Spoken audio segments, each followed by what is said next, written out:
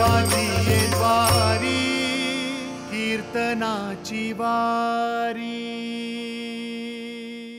का हो दादा, तुम्ही एवढं सांगतायत समाजाला बदलवण्यासाठी संतांना पाणी व्हावं लागेल, ठीक आहे, आम्ही पाणीही व्हायला त्या ठिकाणी तयार आहे, पण समाज बदलत नाही। दादा, समाज जरी बदलत नसेल, तू बदल, दृष्टिकोन बदल, तुझा समाज बदललाय असं तू प्रयत्न करून बघ। दादा, हा उपदेश सांगणाऱ्या मुक्ताबाई आहेत, किती श्रेष्ठ आहेत मुक्ताबाई। मुक्ताबाईचा अधिकार बघायला गेलं तर ज्ञानदादांना उपदेश करणाऱ्या मुक्ताबाई एक वेळेला, ज्या वेळेला ज्ञानोबारांच्या काळामध्ये अनेक संत मंडळी ज्ञानोबारांच्या संप्रदायामध्ये ज्या वेळेला ज्ञानोबा होते, त्यावेळेला अनेक संत मंडळी त्या ठिकाणी ज्ञानोबारांच्या सानिध्यात होती। नामदेव महाराजांचं सुद्धा अवतार कार्य त्याच दशकांमध्ये झालं, ज्या दशकामध्ये ज्ञानोबा होते, ज्या वेळेला भगवान श्री पंढरीश पांडुरंग परमात्म्याचे लाडके असणारे भक्त श्री संत नामदेव महाराज, या नामदेव महाराजांना सुद्धा अहंकार झाला आणि त्या अहंकाराचं निरूपण आमच्या मुक्ताबाईने केलं। फार फार गोड दृष्टांत सांगितलाय। ज्या वेळेला संतांच्या मांदियाळीमध्ये संत महाराज नामदेव महाराज आले आणि तिथे आल्यानंतर नामदेव महाराजांनी त्या ठिकाणी आल्यानंतर आपल्या संत मांदियाळीमध्ये नामदेव महाराज बसले। मुक्ताबाईने विचारलं, हे कोण?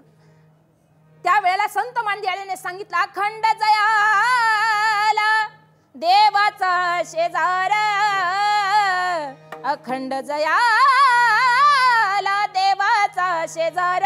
तो हा नामदेव महाराज, ज्याने डोकं आपटून परमात्म्याला नैवेद्य जीव घातला, हाच तो नामदेव महाराज। आणि ह्या नामदेव महाराजांनी संतांच्या मांदियामध्ये आल्यानंतर, संत बैठकीमध्ये बसल्यानंतर आमच्या नामदेव महाराजांची छाती फार फुगलेली होती।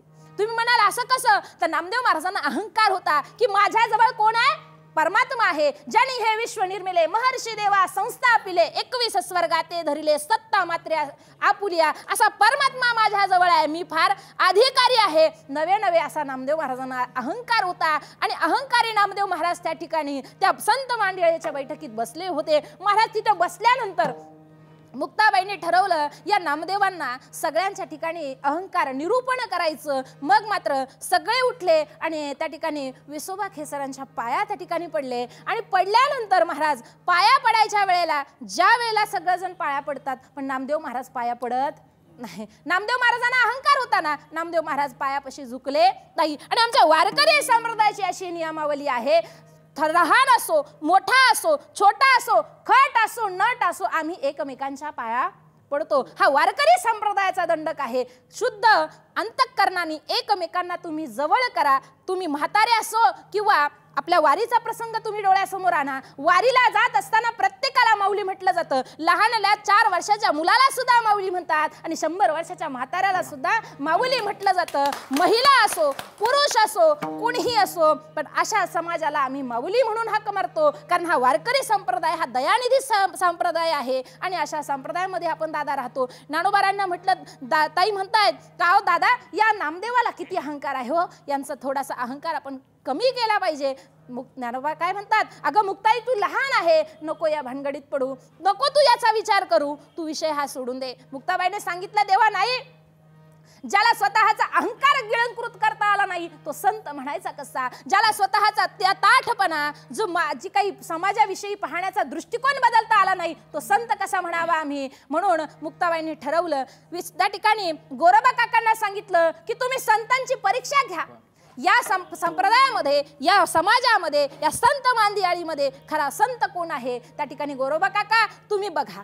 त्यावेळेला गोरोबा काकांनी सर्वांच्या डोक्यामध्ये त्या ठिकाणी थोपटणं हाणलं आणि सगळे त्या ठिकाणी थोपटणं पहिल्यांदा निवृत्ती दादांच्या डोक्यावरती टाकलं। थोपटणं मारल्यानंतर दादांनी त्या ठिकाणी काही बोलले नाही। ज्ञानदादांच्या डोक्यावर मारलं, मुक्ताबाईच्या डोक्यावर मारलं, सर्व संत मंडळीच्या डोक्यावर मारत असताना नामदेव महाराजांच्या डोक्यावरती त्या ठिकाणी ते थोपटणं मारलं आणि थोपटणं मारल्यानंतर महाराज नामदेव महाराज जोरात रडू लागले। मग त्यावेळेला गोरोबा काका म्हणतात, अगं मुक्ता, हा तर फार त्या ठिकाणी कच्चा राहिला। संतांच्या मांदियाळीमध्ये सर्व भाजलेली मडके इथं आहेत आणि हा मात्र कच्चा राहिला। हे कच्च्या मडक्याला भाजावं, जर कच्च्या मडक्याला भाजलं नाही नाही तरी हे मडकं कधीही फुटू शकतं. या समाजामध्ये वावरायचं असेल तर ह्या मडक्याला त्या ठिकाणी भाजावंच लागेल. आणि अशा संत श्रेष्ठ मुक्ताबाईने सांगितलं, अरे नामदेवा, असू दे तुला संतांचा शेजार, पण असू दे तुला देवाचा शेजार, पण तुला त्या ठिकाणी संतांच्या या मांदियाळीमध्ये भाजावं लागेल. मग त्यावेळेला मुक्ताबाईने ठरवलं, ज्ञानदादांना सांगितलं, देवा या ठिकाणी या पंढरीश पांडुरंग परमात्म्याला सांगा की या नामदेवाला आमच्या सोबत पाठवा, आमच्या सोबत पाठवा. म्हटल्यानंतर देवाने विचार केला, माझ्या सर्वात प्रिय असणारा भक्त, माझा सर्वात लाडका असणारा नामा या ठिकाणी संतांच्या मांदळीत पाठवायचा आहे. कठोर अंतःकरणाने परमात्म्याने देवाला, त्या नामदेव महाराजांना त्या ठिकाणी संत मांदियाळीच्या यात्रेमध्ये पाठवलं. आणि यात्रेमध्ये पाठवल्यानंतर दरमजल करत करत संत आणि त्या ठिकाणी ज्ञानोबाराय, निवृत्तीदादा, मुक्ताबाई, अखिल संत आणि त्या ठिकाणी आमचे नामदेव महाराज सर्व तीर्थाटन करून आल्यानंतर पंढरपूर क्षेत्री गेले. आणि पंढरपूर क्षेत्री गेल्यानंतर देवाने विचारलं, का रे नामा, तुझ्या परिक्रमेमध्ये, तुझ्या या तीर्थयात्रेमध्ये तुला काय आनंद भेटला? त्यावेळेस नामदेव महाराजांनी फार गोड उत्तर दिलं. नामदेव महाराज देवाला म्हणतात, देवा, अरे तुझ्या संगतीमध्ये एवढं सुख नाही देवा, एवढं सुख कशात आहे? संतांच्या संगतीमध्ये आहे. तुझ्या संगतीमध्ये असणारं प्रेम, तुझ्या संगतीमध्ये असणारा आनंद या संतांच्या संगतीपेक्षा खूप कमी आहे देवा. तू या संतांपेक्षा फार कमी लेखलेला आहे. एवढा कळण्याचं ज्ञान कोणामध्ये होतं? मुक्ताईमध्ये होतं. तेच ज्ञान मुक्ताबाईने नामदेव महाराजांना दिलं. म्हणून संत किती श्रेष्ठ आहे हे नामदेव महाराजांना कळालं. का कळालं? तर मुक्ताबाईने दाखवलं म्हणून कळालं. विठ्ठल विठ्ठल विठ्ठल.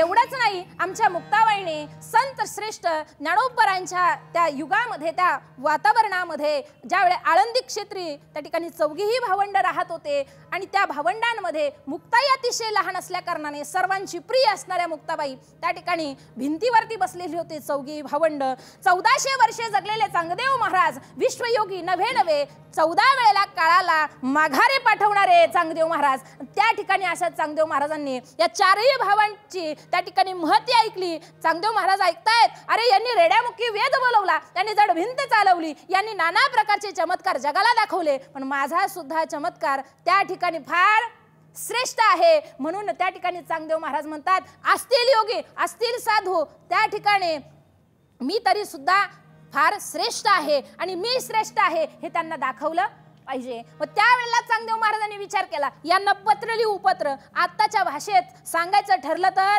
SMS, पण आत्ताच्या काळामध्ये SMS असला इथून एका सेकंदाच्या आतमध्ये त्या ठिकाणी तिकडे पोहोचतो. पण पूर्वीच्या काळी ही पद्धत नव्हती. पूर्वीच्या काळी पद्धत होती पत्राची. आणि पत्र लिहायला त्या ठिकाणी चांगदेव महाराजांनी घेतलं. आणि घेतल्यानंतर महाराज काय लिहावं प्रश्न पडला. 1400 वर्ष जगलेले चांगदेव महाराज, त्यांना प्रश्न पडला की पत्रात काय लिहावं. वयाने लहान आहे, श्री लिहावं की काय लिहावं? चांगदेव महाराजांना सुचलं नाही महाराज. आणि चांगदेव महाराजांनी तसंच पत्र घेतलं आणि त्या ठिकाणी निवृत्तीदादांना, या चौघे भावंडांना त्या ठिकाणी पाठवून दिलं. मुक्ताबाईने बघितलं, पत्र आलंय. कुणाचं आलंय? चांगदेव महाराजांचा शिष्य पत्र घेऊन आलाय. बघावं तरी पत्रात काय आहे. ज्याने 14 वेळेस काळाला माघारी पाठवलं तो खूप ज्ञानी असेल. अशा ज्ञानी महात्म्याचं आम्ही त्या ठिकाणी बघावं काय आहे पत्रामध्ये. त्यावेळेला मुक्ताबाईने पत्र घेतलं आणि पत्र बघायला गेली मुक्ताई. आणि ते पत्र सगळं कोरं निघालं. आणि कोरं निघालेलं पत्र मुक्ताबाई म्हणतात, मुक्ताबाईने बघितल्या पत्राला हसू लागल्या मुक्ताबाई. अरे दादा, अरे हा 1400 वर्षे जगलेला चांग्या त्या ठिकाणी कोरडाच नवे त्या ठिकाणी अशिक्षित राहिला. अशिक्षित असणारा चांगदेव महाराजांनी या ठिकाणी आपल्याला पत्र लिहावं. ज्ञानदादांनी मुक्ताईला समजून सांगावं, अगं तायडे असं नाहीये, वेगळं काही लिहून पाठवण्यापेक्षा कोरं पत्र पाठवलं त्याचा काहीतरी उपयोग होऊ शकतो. उगीच काहीतरी लिहून कागद काळा करण्यापेक्षा काहीही न लिहिता कागद हा कोरा ठेवलेला कधीही